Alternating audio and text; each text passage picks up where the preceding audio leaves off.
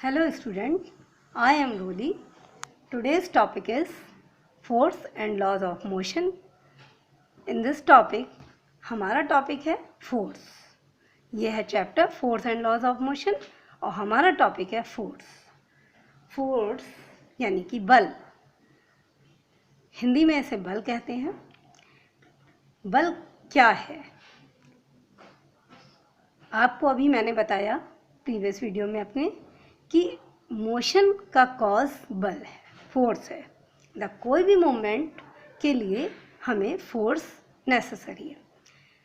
कोई भी साइकिलिस्ट या कोई भी गाड़ी चल रही है, कोई भी एक एग्जांपल लीजिए कि जैसे कोई साइकिलिस्ट जो है वो साइकिल स्टार्ट करता है तो पैडल मारता है, तो उसके लिए उसको पैडल पे फोर्स करना पड़ता है, फोर्स एक्सर्ट करना पड़ता है.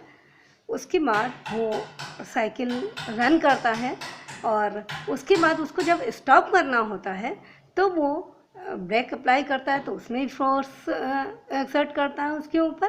तो इस तरह से हम देखते हैं कोई भी चीज़ जो स्टॉप में है, एट रेस्ट की पोजीशन में है, तो उसको स्टार्ट करने के लिए भी, उसको मूवमेंट में लाने के लिए भी फोर्स की आवश्यकता होती है, फोर्स नेसेसरी है. और कोई भी चीज़ जो रन कर रही है यूनिफॉर्म वेलोसिटी से या नॉन यूनिफॉर्म वेलोसिटी से, किसी स्पीड से चल रही है, तो उसको रोकने के लिए, उसको स्टॉप करने के लिए, मूवमेंट को उसको रेस्ट की पोजीशन में लाने के लिए भी फोर्स नेसेसरी है. तो according to the definition, the force is an external effort. External बाहरी है. Force is an external effort यानी कि कॉज. एफर्ट मीन्स वर्क, कोई प्रयास. कॉज कारण. Force is an external effort in the form of push और पुल. किस रूप में? पुश या पुल, यानी कि या तो धक्का लगाएंगे या खींचेंगे. पुश और पुल विच आइदर चेंजेस और टेंड टू चेंज, यानी कि या तो चेंज कर देता है या करने का प्रयास करता है, ट्राई करता है. Tend to change, try to change. Tend to change the state of rest, यानी कि विराम की स्थिति से, स्टेट ऑफ रेस्ट, और the uniform motion of a body. Uniform motion of a body along a straight line, यानी कि it means straight line में कोई भी मूविंग बॉडी यूनिफॉर्म मोशन से चल रही है तो उसको रेस्ट की पोजीशन में लाने के लिए, और रेस्ट की पोजीशन तो चेंज हो रही है, रेस्ट की पोजीशन से मूवमेंट की पोजीशन में लाने के लिए, दोनों ही स्थितियों में, दोनों ही सिचुएशन में फोर्स नेसेसरी है. तो इसलिए फोर्स जो है एक एक्सटर्नल कॉज है और उसका फॉर्म कैसा है? पुश और पुल का. दूसरी डेफिनेशन एक और है, a force is that physical cause. भौतिक कारण है विच चेंजेस और टेंड टू चेंज, चेंज करता है या करने का प्रयास करता है, एफर्ट करता है. Tend to change either the size or the shape. इसको हम पिछले वीडियो में समझा चुके हैं कि शेप और साइज को कैसे चेंज किया जाता है. इसका एग्जाम्पल भी दे चुके हैं. आइदर द साइज और शेप और द स्टेट ऑफ रेस्ट और ऑफ मोशन. आपने स्टेट ऑफ रेस्ट और मोशन का एग्जाम्पल तो मैंने यहाँ दिया कि साइकिल के द्वारा. शेप और साइज में कैसे चेंज होगा? तो जैसे एक रबर की बॉल लेते हैं, उसको हम अपने दोनों हाथों से दबाते हैं तो इक्वल फोर्स लगाते हैं, तो उसका जो साइज स्फेरिकल होता है वो थोड़ा चेंज हो जाता है. तो ये शेप और साइज इसका चेंज हो जाता है. तो साइज और शेप और the state of rest, rest की पोजीशन से मूवमेंट की, और मोशन की पोजीशन से रेस्ट की पोजीशन में ला सकता है. फोर्स वो कारण है of the body. A force when applied on a body can produce the following effects. क्या क्या इफेक्ट्स होते हैं जब फोर्स को अप्लाई किया जाता है? जो अभी मैंने इसमें बताया, ये 4 इफेक्ट ये होंगे कि एक तो शेप और साइज में चेंज हो जाएगा, दूसरा रेस्ट की पोजीशन से मूवमेंट की पोजीशन में आ जाएगा, मूवमेंट की पोजीशन से रेस्ट की पोजीशन में आ जाएंगे. Force can change the state of rest. Okay, force can change the state of rest और of motion of the body. It means it can produce motion in the body. First है इसका effect. Second effect, it can change the size और shape of the body, that is it can change the dimension of the body. यानी कि अभी बताया ना कि ball पे जब हम उस पर प्रेशर डालते हैं, उस फोर्स डालते हैं, लगाते हैं, एक्सर्ट करते हैं दोनों हथेलियों से, तो उसका साइज़ जो होता है, उसका शेप जो होता है स्फेरिकल से ऑब्लॉन्ग हो जाता है। तो इस तरह से हम किसी भी चीज़ को, शेप को चेंज कर सकते हैं। जैसे कि अगर कोई और भी चीज़ है तो उसके साइज को भी हम लेकिन वो रिजिड नहीं होना चाहिए, नॉन रिजिड ऑब्जेक्ट होना चाहिए। जैसे रबर का ही हो सकता है, जैसे बलून का हो सकता है। अब ये भी एक प्रकार का फोर्स ही है कि हम उसको फुलाने के लिए उसमें हवा प्रेशराइज करते हैं और वो फूल जाता है, उसका शेप चेंज हो जाता है। तो इस तरह से हम फोर्स अप्लाई करके हम किसी भी चीज़ की साइज को और शेप को चेंज कर सकते हैं, यानी कि डायमेंशन चेंज कर सकते हैं। फोर्स में also change the direction of motion of a body.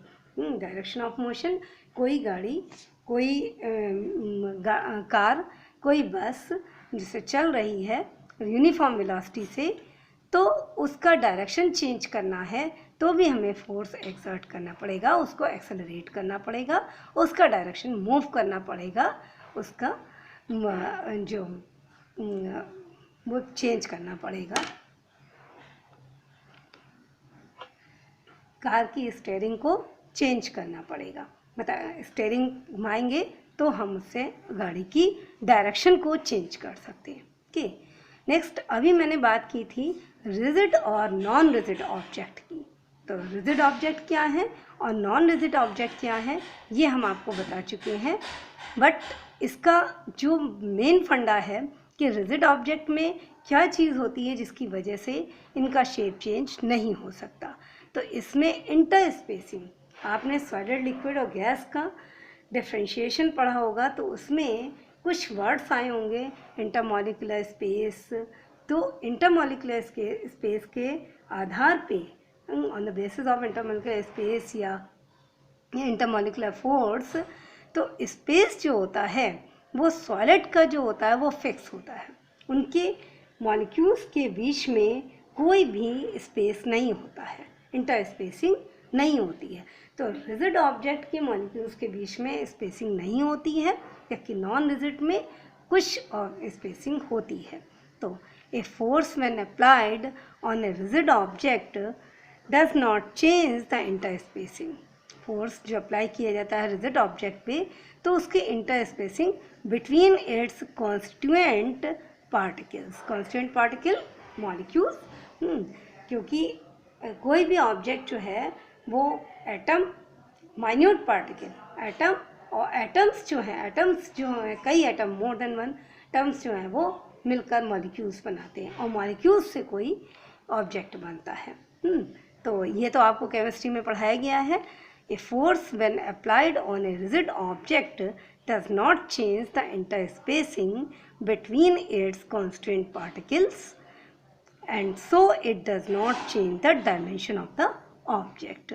जब कोई फोर्स रिजिड ऑब्जेक्ट पे अप्लाई किया जाता है तो इसकी इंटरस्पेसिंग चेंज नहीं होती, चेंज द इंटरस्पेसिंग, इसकी कांस्टेंट के बीच की जो इंटरस्पेसिंग है वो चेंज नहीं होती है, इसीलिए इसका dimension, so it does not change the dimension of the object but causes only the motion. It, कोई वुड पीस लेते हैं, अगर पीस ऑफ वुड लेते हैं और उसको हम दोनों तरफ से प्रेशर लगाते, दोनों तरफ से फोर्स डालते हैं, तो वो अगर स्टेट पोजीशन में है तो वो स्टेट में बना रहता है, ये तो बैलेंस फोर्स है।